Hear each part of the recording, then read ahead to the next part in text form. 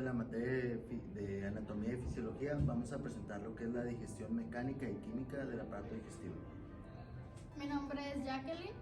Guadalupe, Angélica, Michelle y Ricardo. Los alimentos contienen diversos nutrientes, los cuales son moléculas necesarias para que se formen nuevos tejidos, se reparen los daños y tengan lugar las reacciones químicas imprescindibles. Además, son esenciales para la vida, ya que constituyen la fuente de energía para las reacciones químicas que ocurren en todas las células. Para poder entender el aparato digestivo correctamente, en primer término se requiere su desdoblamiento en moléculas pequeñas para cruzar la membrana plasmática de las células, proceso llamado digestión. El paso de estas moléculas más pequeñas por ciertas células a la linfa y sangre se denomina absorción. La digestión presenta dos fases. Digestión mecánica. Los dientes cortan y trituran los alimentos antes de deglutirlos, después lo cual se mezcla por acción del músculo liso en el estómago e intestino delgado. Como consecuencia de todo ello, las moléculas de los alimentos se dividen y mezclan en las enzimas digestivas. Digestión química. Las moléculas grandes de carbohidratos, lípidos, proteínas y ácidos nucleicos de los alimentos se dividen en otras más pequeñas por hidrólisis. Las enzimas digestivas producidas por glándulas salivales, lengua, estómago, páncreas e intestino delgado catalizan estas reacciones. Algunos alimentos pueden absorberse sin digestión química. La digestión es el proceso mecánico y químico que recorre el bolo alimenticio para poder ser digerido y distribuido en nuestro organismo. En todo este recorrido forman parte los órganos del sistema digestivo, de los cuales principalmente tenemos la boca, el esófago, el estómago,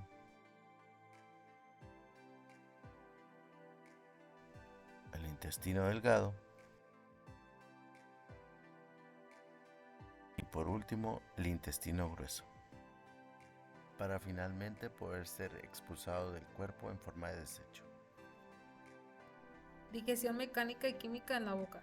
La digestión mecánica en la boca es resultado de la masticación en que la lengua mueve los alimentos y los dientes los trituran, además de que se mezclan con la saliva. En consecuencia se reducen a una masa blanda, flexible y de fácil deglución, llamada bolo alimenticio. Los alimentos empiezan a disolverse en el agua de la saliva, lo cual reviste importancia porque las enzimas solo pueden reaccionar con las moléculas alimenticias de un medio líquido. Deglución. La deglución es un proceso reflejo complejo que se inicia voluntariamente y termina involuntariamente. El movimiento de los alimentos de la boca al estómago se logra con el acto de deglución y que se facilita con la saliva. En la deglución participan la boca, faringe y esófago. La deglución consta de 3 etapas. Bucal. El bolo alimenticio pasa a la orofaringe y es voluntaria. Faringea. Es el movimiento involuntario del bolo alimenticio por la faringe al esófago. Esofágica. Es el desplazamiento involuntario del bolo por el esófago hacia el estómago. El esófago secreta moco y transporta los alimentos al estómago. No produce enzimas digestivas ni lleva a cabo la absorción. En la etapa esofágica de la deglución, una sucesión de contracciones y relajaciones coordinadas de las capas circular y longitudinal de la muscular, proceso llamado peristaltismo, desplaza el bolo alimenticio hacia abajo. El estómago es una dilatación característica del tubo digestivo en forma de letra J, situada directamente bajo el diafragma del epigastrio e hipocondrio izquierdo. El estómago está compuesto por el sistema nervioso entérico y por 2 capas, las cuales son submucosa y muscular. La mayor parte del quimo regresa al cuerpo del estómago, donde continúa su mezclado. La siguiente onda lo empuja de nuevo hacia el duodeno y fuerza el paso de un pequeño volumen de ese líquido al intestino delgado. Estos movimientos anterógrados y retrógrados son el origen en gran parte del mezclado gástrico.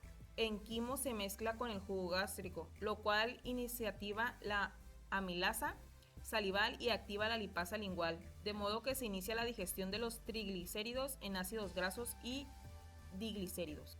El páncreas se compone de pequeños grupos de células epiteliales glandulares de las cuales es casi 99% está dispuesta en grupos llamados acinos, que constituyen la porción exócrina de la glándula. Las células de los acinos secretan una mezcla de líquido y enzimas digestivas, el jugo pancreático. El 1% restante de las células está organizado en los grupos llamados isoltes de Langerhans, porción endocrina del páncreas. Estas células secretan glucagón, insulina, somatostatina y polipéptido pancreático. El hígado tiene 4 lóbulos, izquierdo y derecho, cuadradicaudado. Los lóbulos del hígado se componen de numerosas unidades funcionales llamadas lobulillos. Los lobulillos consisten en células epiteliales especializadas llamadas hepatocitos, dispuestas en láminas ramificantes e irregulares, conectadas unas con otras alrededor de una vena central.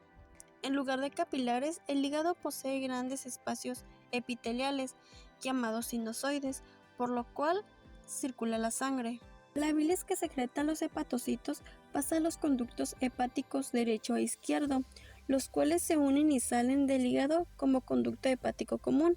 Más adelante, este último se une al conducto cístico, que proviene de la vesícula biliar, y forman el conducto colédoco. La bilis pasa al conducto cístico y se almacena temporalmente en la vesícula biliar.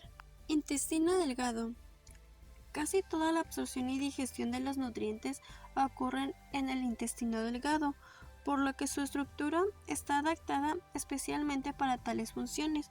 Su gran longitud constituye un área de superficie igualmente grande para la digestión y la absorción, área que incrementa por los pliegues circulares, como lo es las vellosidades y las microvellosidades que contiene. El intestino delgado comienza en el esfínter pilórico gástrico, presenta múltiples asas intestinales y se continúa en el intestino grueso. Consta de 3 porciones, como lo es el duodeno, yeyuno e ilion. La lámina propia contiene abundante tejido linfoide. La capa submucosa duodenal contiene las glándulas de Brunner, las cuales secretan un moco alcalino que ayuda a neutralizar el ácido gástrico del quimo. Existen 2 tipos de movimientos del intestino delgado, las segmentaciones y el tipo de peristaltismo llamado complejos de motilatoria. Están abajo la regulación del plexo mientérico. El intestino grueso es la porción terminal del tubo digestivo y se divide en 4 partes principales: ciego, colon, recto y conducto anal.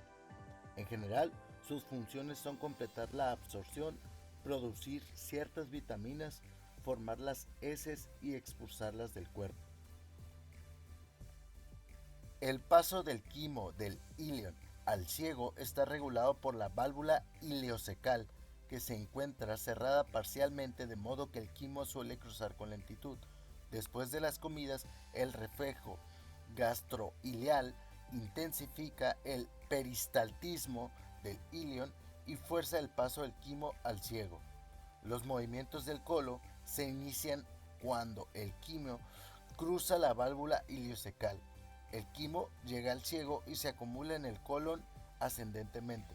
A partir de ahí empieza en orden una serie de 3 movimientos llamados propulsación austral, peristaltismo y peristaltismo masivo.